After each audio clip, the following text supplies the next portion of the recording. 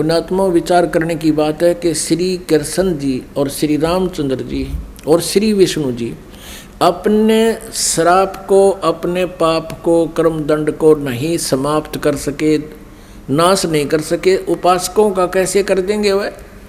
जैसे श्री विष्णु जी को श्राप दिया था नारद जी ने, और ये श्राप दिया था कि नारद जी के मन में विवाह कराने की प्रेरणा होगी, और उस देखा कि राजा की लड़की का स्वयंवर था, और उसमें लड़कियां अपनी मर्जी का पति अपनी इच्छा से सिलेक्ट करती थी, और राजा लोग बैठ जाते थे वहाँ सामने आके। नारद जी ने विवाह कराने की सोची, और फिर सोचा भी मेरा विवाह कौन करेगा, मैंने तो कचकोला कढ़ा रखा है, इतनी मोटी छोटी सिर पे, और शकल भी ठीक को ना। तो उसने सोचा कि भगवान विष्णु से उनका स्वरूप ले लेता हूँ। एकांत में जाकर टेलीफोन किया, याद किया, श्री विष्णु जी प्रकट हो गए। नारद जी ने कहा भगवान मैंने विवाह करवाना है और आप मना मत करियो, आज पहली बार आपसे कोई वस्तु मांग रहा हूँ, मुझे आप हरि रूप चाहिए, मुझे हरि रूप चाहिए, अर्थात आपका सुंदर स्वरूप मुझे दे दे। श्री विष्णु जी ने कह दिया तथास्तु। अब उसका बंदर का मुंह लग गया, बंदर का, हरि माने बंदर भी होता है। अब उसने सोचा नारद जी ने कि आज तेरे सुंदर कोई नहीं सभा में, और जाकर बैठ गया कुर्सी पर जच के। अब वह लड़की आई वरमाला लेकर, सामने देखा बालू बैठा। अब वह एक कदम पीछे से होकर आगे चली गई। नारद जी ने सोचा शायद लड़की की दृष्टि नहीं पड़ी मेरे ऊपर है। वहाँ से उठकर एक और खाली चेयर थी दूसरे लोग, वहाँ जा बैठा। जो वहाँ से भी लड़की आगे निकल गई। नारद जी कहने लगे भाई यह अंधी है क्या? और दूसरे तो बोला, साथी ने उसको यो दिखा दिया दर्पण, अगर देख अपनी शक्ल तो देख ले, हमने डर लगे तेरे थे। तब उसने देखा जब दर्पण यानी अपनी शक्ल देखी, उसने बिना गिनती की गाली दे दी विष्णु भगवान को, नारद जी ने। और उसी समय विष्णु जी आ गए और विष्णु जी के गले में वरमाला उस लड़की ने डाल दी। तब नारद जी ने विष्णु जी से कहा कि तू सचमुच धोखेबाज है, जैसे आज मैं एक औरत के वियोग में रो रहा हूँ, एक जीवन तू सारा अपनी पत्नी के वियोग में रोएगा, तुम्हारा कभी मिलन नहीं हो पाएगा। उसी श्रापवश श्री विष्णु जी श्री रामचंद्र रूप में अयोध्या के राजा दशरथ के घर जन्मे। युवा होते ही विवाह हुआ, सीता जी के साथ विवाह होते ही वनवास हुआ। वनवास में तुरंत ही कुछ ही वर्षों के बाद सीता जी का अपहरण हुआ और रावण के साथ युद्ध हुआ। युद्ध के बाद घर ले आए सीता जी को, और एक धोबी के व्यंग से सीता जी को घर से निकाल दिया। आजीवन श्री राम और सीता जी का मिलन नहीं हुआ। पुण्यात्मा, भले ही श्री रामचंद्र जी अयोध्या का राज करते थे, लेकिन जिस व्यक्ति का परिवार कहीं हो, उसकी पत्नी कहीं, बच्चे कहीं और वो कहीं, वो सपने में भी सुखी नहीं हो सकता। और अंत समय में जब उसने पता चला कि मेरे पुत्र लव और कुश यहाँ पर हैं, उन्होंने भी उससे नफरत होगी और उनसे बात करना पसंद नहीं किया, और सीता जी भी पृथ्वी के अंदर समा गई, उसके दर्शन तक नहीं किए। पुण्यात्माओं, वैसे तो हम देखो ये भगवान माना करते थे, हमारी आंखें बिल्कुल बंद हो चुकी थी ज्ञान वाली। सीता जी को जब युद्ध के बाद घर लाना चाहा था श्री रामचंद्र जी ने, तो ये कहा था कि मैं परीक्षा लेकर घर चलूँगा, यदि तू परीक्षा में सफल होगी तो मैं मानूंगा तू निष्कलंक है, रावण से तेरा कोई संबंध शारीरिक नहीं हुआ, और यदि तू परीक्षा में सफल हुई तो खत्म हो जाएगी। क्या परीक्षा ली थी श्री रामचंद्र जी ने कि अग्नि में बैठा दी थी सीता जी को, आग लगा दी थी चिता बना के, और ये सोच लिया था कि यदि ये कलंकित होगी तो जड़ मरेगी टंटा कट्टे, और सही होगी निष्कलंक होगी तो जीवित रह जाएगी। तो सीता जी जली नहीं थी, परीक्षा में सफल हुई थी। उसके बाद फिर आकर के एक धोबी ने कह दिया, अपनी पत्नी ने कुट्टा था, वह कहता 2 दिन उस तक दुखी होकर अपने चली गई होगी मित्र प्यारी अपनी सहेली के यहाँ। और जब वो वापस आई तो उसने रात ने कुट्टा था और ये कह रहा था कि मैं ये रात दशरथ का बेटा रामचंद्र नहीं हूँ जो 12 वर्ष रावण के पास रही और फिर उसको अपने घर पे रखे बैठा है।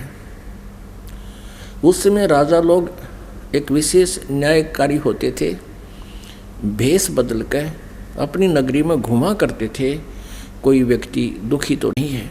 तो रामचंद्र जी ने कान ला कर सुना तेरा जिक्र कैसे हो रहा है। उसने 2-3 बार दोहराई ये बात, इस बात पर कि मैं निंदा का पात्र बन गया हूँ सीता को घर ला कर। अगले दिन सीता को निकाल दिया कि मैं दुनिया की व्यंग नहीं सुन सकता और जाइए आप, मैं नहीं रख सकता आपको, आप रावण के पास रही हो। अब फुटे भाग हमारे इसे भगवान थे हमारे, गर्भवती पत्नी और अकेली निकाल सुबह भाग जाए यहाँ से, अरे कलेजा फटने हो जाता है। आदमी अकेला निकाल के देखो, वो तो एक औरत की जाति थी, कहाँ जंगल में जावे, और कहते हैं झाड़ झाड़ बैरी होता है स्त्री का। और ये थे हमारे भगवान, ये थे इनके करैक्टर, इनको हम कहते हैं मर्यादा पुरुषोत्तम। यह क्या मर्यादा थी भाई, एक गर्भवती पत्नी को और घर से निकाल देना, कितना मरो चाहे जीवे, ये तो कितना कट्टर स्वभाव होगा उस व्यक्ति का। अब कहने का भाव ये है पुण्यात्माओं, श्री रामचंद्र जी को जब पता चला, उसने अश्वमेघ यज्ञ करी थी, घोड़ा छोड़ दिया, लव कुश ने पकड़ दिया, रामचंद्र जी के छक्के छुड़ा दिए। सीता को पता चला तो दर्शन भी नहीं करे उसे, किसे के दर्शन करूं समागी धरती में। और श्री रामचंद्र जी ने आकर के वापस इसी दुख में सरयू नदी में जल समाधि ले ली, सरयू नदी में शरीर छोड़ दिया। उसके बाद फिर श्री कृष्ण रूप में जन्म हुआ और रावण के साथ युद्ध के दौरान श्री रामचंद्र जी ने सुग्रीव के भाई बाली को मारा था एक वृक्ष की ओट लेकर, यानी धोखे से। तो उसका भी बदला देना पड़ा श्री कृष्ण जी के रूप में। वही विष्णु वाली आत्मा श्री कृष्ण जी हुई और बाली वाली आत्मा यानी राम वाली आत्मा श्री कृष्ण रूप में द्वापर में जन्मे। और बाली वाली आत्मा एक शिकारी बना और उसने एक विषाक्त तीर बनवा लिया और श्री कृष्ण जी के पैर में तलवे में तीर मार दिया विषाक्त, जिसके कारण उसकी मृत्यु हुई श्री कृष्ण जी की। श्री कृष्ण जी ने जब पूछा उससे, उस पारधी से, शिकारी से, शिकारी ने भगवान से कहा कि हे राजा, हे राजन, मेरे से गलती धोखे से आपके पैर में तीर लग गया। आपके पैर में पद्म है, ये चमक रहा था। दिन का समय झुरमट सी वृक्ष की छाई हुई थी और मैं शिकार के लिए घूम रहा था। आपके ये पद्म की रोशनी मुझे लगा जैसे मृग की आंख है हिरण की। मैंने धोखे से, गलती से तीर मार दिया और ये तो विषाक्त है, अब आप जी नहीं सकते, मुझसे धोखा हो गया, गलती होगी, माफ़ करो, क्षमा करो। तब श्री कृष्ण जी ने कहा कि बाली, ये तेरे से धोखा नहीं हुआ, ये ऐसा ही होना था। भाई, मैंने तेरे को धोखे से मारा था त्रेता युग में और आज मैं वो बदला दे चला हूँ। अब दुर्वासा जी ने श्राप दिया था यादव कुल को, श्री कृष्ण जी के कुल को श्री कृष्ण जी के समक्ष ही श्राप दे दिया था कि यादव कुल का नाश होगा। किसने? इस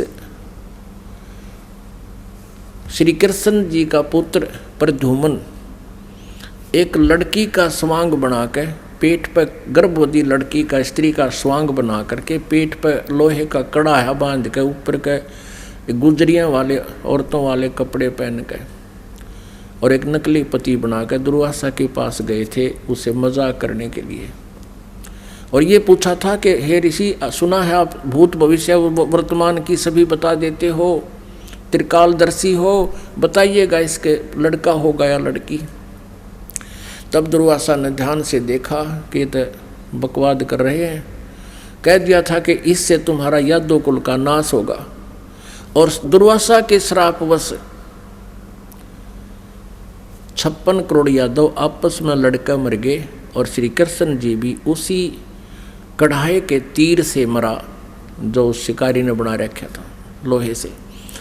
अपने आत्माओं, जब श्री कृष्ण जी, श्री रामचंद्र जी और श्री विष्णु जी तीनों रूपों में वो स्वयं हैं, वो अपने भी श्राप को यानी कर्म के दंड को नाश नहीं कर सके तो श्रद्धालु के कैसे कर देंगे।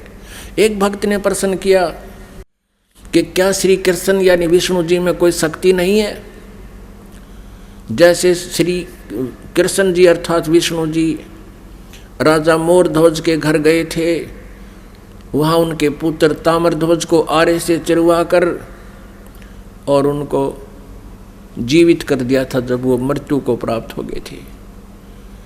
पुण्यात्माओं, कबीर परमेश्वर जी ने फिर ये इसका उत्तर दे रखा है, क्योंकि श्री आदरणीय धर्मदास साहिब जी ने भगवान से ये प्रश्न किया था कबीर जी से कि हे भगवान, हमने सुना है श्री कृष्ण जी ने मोरध्वज राजा के पुत्र को आरे से चरवा कर वो मृत्यु को प्राप्त हो गया था, उसको जीवित कर दिया था, और आप कहते हो कि ये समर्थ नहीं है, ये कोई परिवर्तन नहीं कर सकते। भगवान, ये क्या छोटी बात है? तब परमात्मा कबीर परमेश्वर जी ने कहा था कि धर्मदास, जब महाभारत के युद्ध में और अभिमन्यु की मृत्यु हो गई थी, जो सुभद्रा पुत्र थे, और सुभद्रा श्री कृष्ण जी की सगी बहन थी, श्री कृष्ण जी अभिमन्यु को जीवित नहीं कर सके, वहीं पर वे विद्यमान थे। अब धर्मदास साहब ने पूछा कि हे भगवान, कारण क्या था? तब परमेश्वर कबीर जी ने कहा कि ये भगवान आपकी आयु और श्वास को घटा बढ़ा नहीं सकते।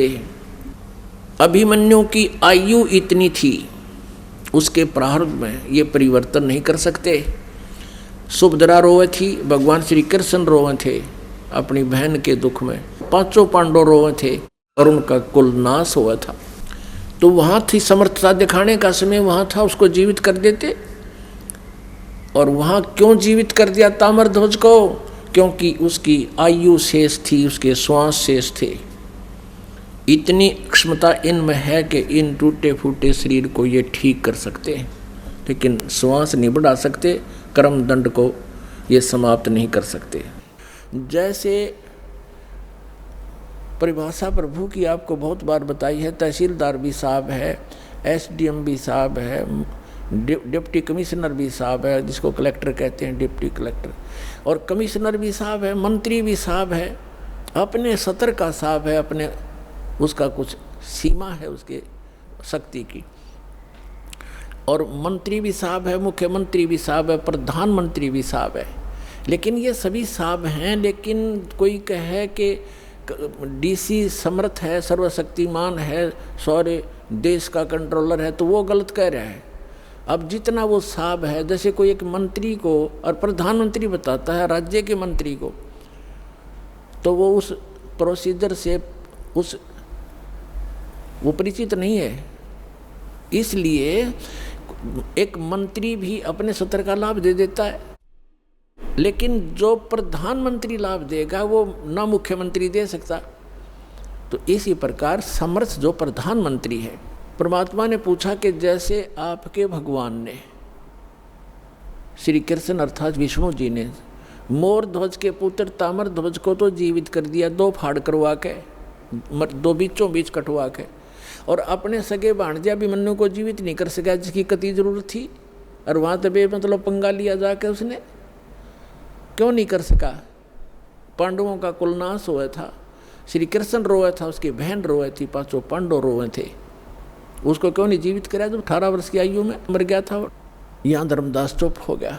तब कहा, भगवान हम तो तुच्छ बुद्धि जीव हैं, हमारी बुद्धि का सतर तो इतना ही है बस, अब आप बताओ भगवान क्यों नहीं कर सका? तब परमात्मा ने बताया कि जब तक संस्कार जिसके हैं,